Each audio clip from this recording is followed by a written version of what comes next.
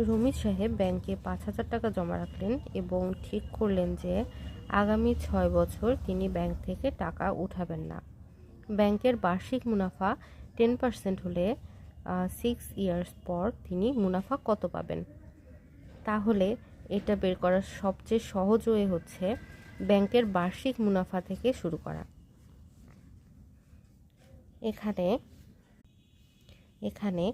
১০০ টাকায় মুনাফা 10 টাকা, তাহলে ১ টাকায় মুনাফা 10 ভাগ ১০০। আর যেহেতু ব্যাংকে ৫,০০০ টাকা জমা রেখেছিলেন, তাই আমরা ৫,০০০ টাকার মুনাফা বের করব।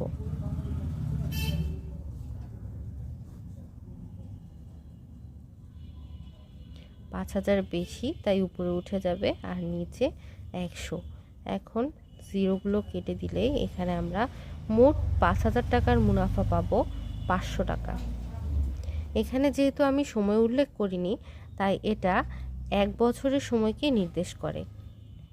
ব্যাংকের বার্ষিক মুনাফা 10%, মানে এটা ১ বছরের সময়কে নির্দেশ করছে।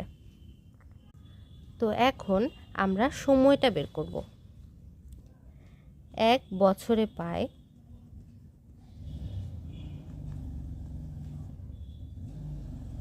৫০০ টাকা, অতএব ৬ বছরে পায় ৫০০। ৬ বছরের যেহেতু বেশি সময়, তাই গুণন হয়ে যাবে ৫০০ গুণন ৬, তাহলে এখানে আসছে ৩,০০০ টাকা।